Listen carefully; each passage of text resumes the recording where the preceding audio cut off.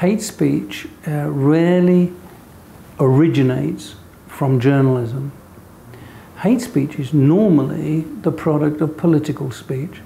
Community leaders, political parties, tribal leaders, these are very often the people who are responsible for fomenting hatred between communities.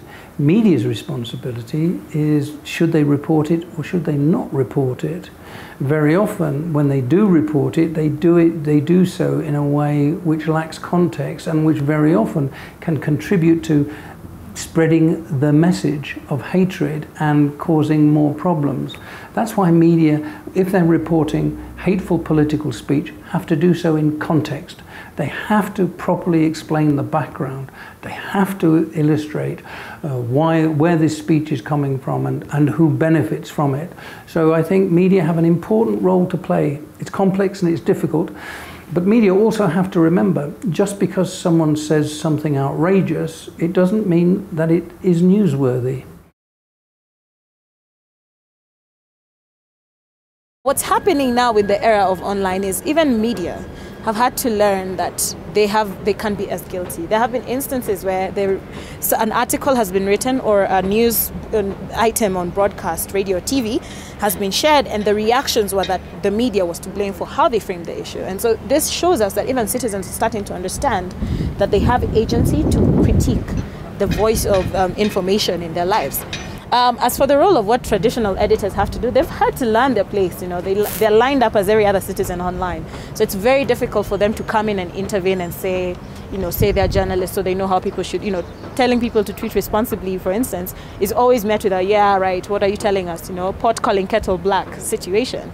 And so it's a very interesting dynamic that's shaping up now, where journalists can't say they have one up over ordinary citizens, because even by the time they go to news with something, people already have this information. So how they frame it is becoming a very critical thing. So their role is still very significant through the spaces they have, but they're also informed by the online dynamic of how things happen. It's easier to attack a person through SMS, through Facebook, but when you sit in front of a person, most people will not be able to say what they say. I think they don't realize the damage they do to human beings. They don't realize, I will continue doing what I do, but it does have mental implication, like it has emotional implication. It stresses you out. It reduces your productivity because you have to deal with all of this negativity. It's a very negative energy. Sometimes also it makes you doubt yourself. You're thinking, am I able to do what I'm doing? Am I doing the right thing? I don't think they realize the impact they have on somebody when they approach you, and it's very damaging.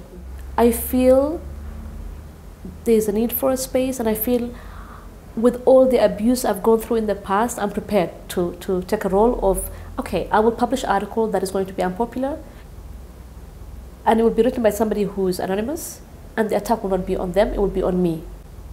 That I'm prepared to take. And there's a need for that, because I feel that will create space for other people. And I'm hoping Warrior Post will be the beginning of other Somali websites that will come up, other media houses that will come up.